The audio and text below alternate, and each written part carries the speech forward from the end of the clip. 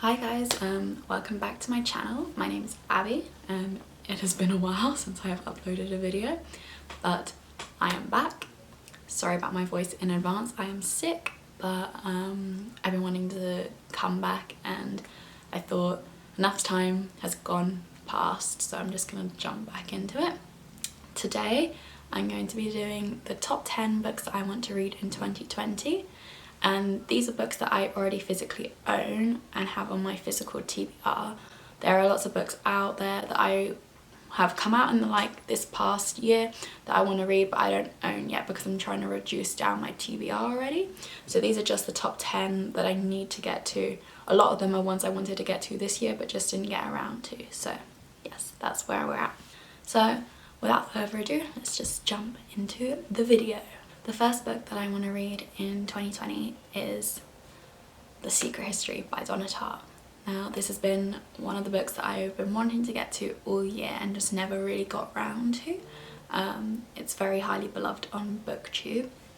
Donna Tartt has won so many awards, so I know that it's going to be a good book. It's just about whether or not I will like it. I know that it has a lot of unreliable characters or characters that you're not particularly supposed to like. And for me that's sometimes an issue with books and makes my enjoyment level go down, but I hope that with this one, because I know that going in, that it should be better. I don't really know a ton about it and I don't really want to either, but what I do know is that it's set at Yale, I think, or I could just be getting confused with Ninth House, but it's set in like a university kind of setting and there's a group of friends and someone gets murdered. That's about all I know, that's all I want to know. But yeah, I'm very excited to get into this one. Next on my list is another really hyped book on BookTube, which is Six of Crows by Leigh Bardugo. I've been wanting to get around to this book all year.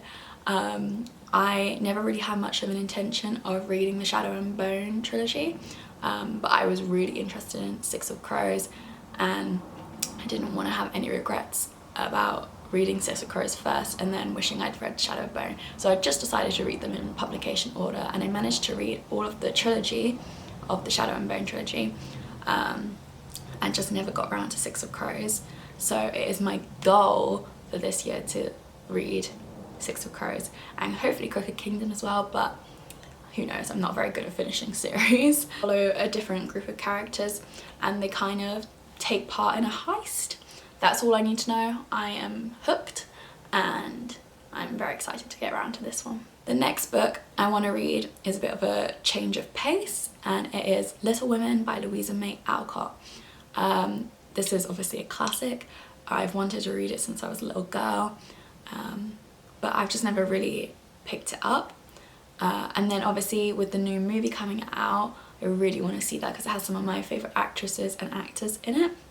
So I need to read it before I can watch the film, so maybe this one will even be read by the end of 2019, but I'm not holding myself to that because who knows.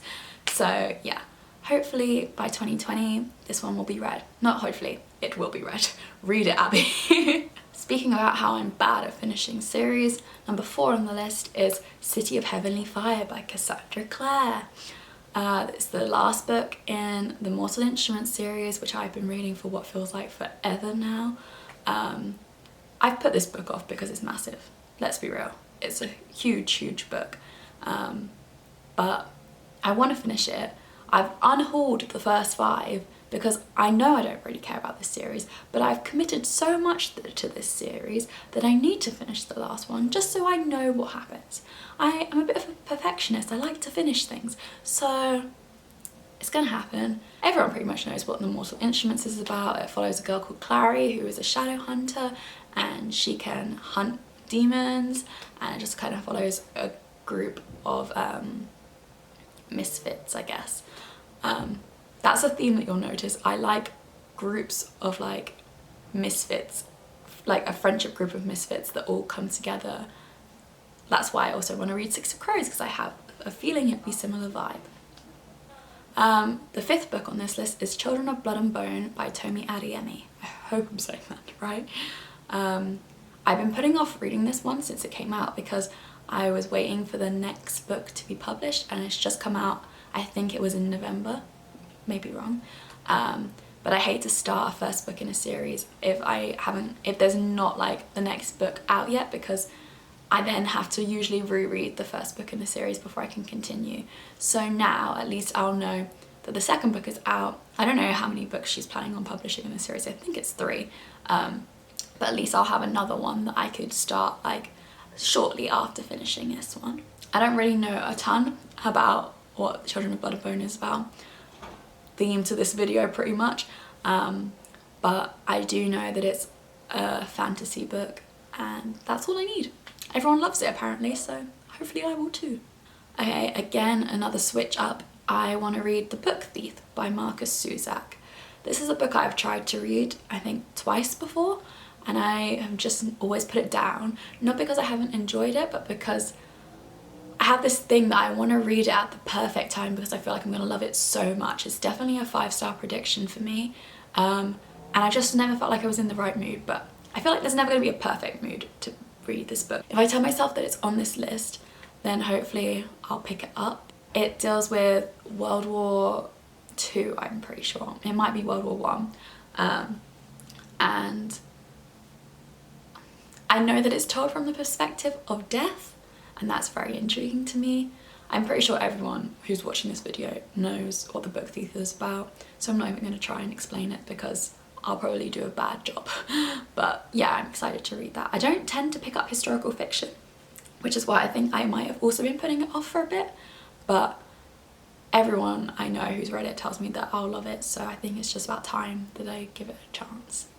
The next book on this list is similar to the first one, and it is If We Were Villains by M.L. Rio, but I want to read The Secret History first, which is why I've been putting off If We Were Villains, because I hear there's similar vibes, but I have a feeling that I might even like If We Were Villains slightly more because it has Shakespeare elements in it, which as an English student I'm down for, so we shall see. Hopefully this one will happen this year as well.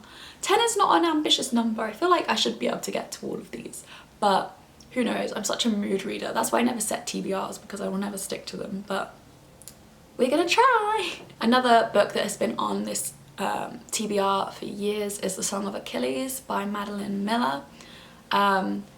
I read Circe this year by Madeline Miller and I really liked it. It wasn't my favourite. I think I gave it 3.5 stars. But I reckon that I would prefer The Song of Achilles because it's more of a plot and more of a romance. Whereas Circe was very focused just on Circe as a character.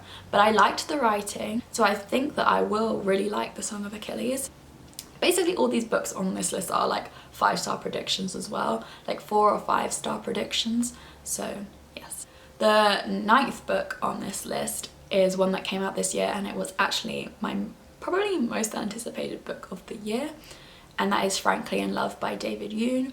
Again, I've been putting this book off because I want to be in the right, like the exact right mindset to read it. I just don't think that's going to happen. I think I just need to read it and love it. It's about these 2 Korean main characters who want to date white people, but their parents won't allow it, so they fake date. And then I have a feeling that they end up falling for each other, so I think it's going to be all kinds of cute. But David Yoon is Nicola Yoon's husband, and she wrote some of my favourite books, Everything, Everything, and The Sun is also a Star.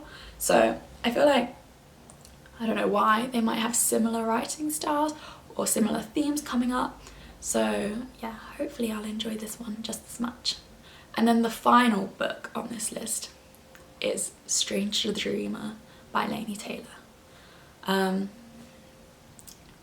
This book I have attempted to read this year, and I stopped because I was about to leave for Australia and it was too much to take in all at once. I don't really know how to explain this one either. I think it's about this secret city called Weep. It's not actually called Weep though, but no one can remember its name. And Laszlo's strange, he's a librarian and he wants to discover what happened to this secret city. So it's kind of about that. I have never read a book by Laini Taylor before. I've read a short story, but I didn't particularly enjoy it. So I don't know whether I'm going to vibe with her writing style or not, but the premise of this book, and just like from everything I've heard, sounds amazing. So I really would like to give it a try. Another reason it's on this list is I want to buy the hardcover of Muse of Nightmares to match my hardcover of Strange the Dreamer, and I have a fear that it's going to go out of print soon. So I want to read Strange the Dreamer to decide whether I want to get Muse of Nightmares or not. Weird reasoning, but that's my reasoning. Those are the 10 books that I hope to get to in 2020. Please leave me comments down below telling me what the books are that you most want to get to in 2020. Let me know if you've read any of the ones that are on my list and whether you think I would like them or not. And yes, I'm back hopefully, and will be uploading more frequently. But yeah, I'll speak to you guys soon. Please like and subscribe. Bye.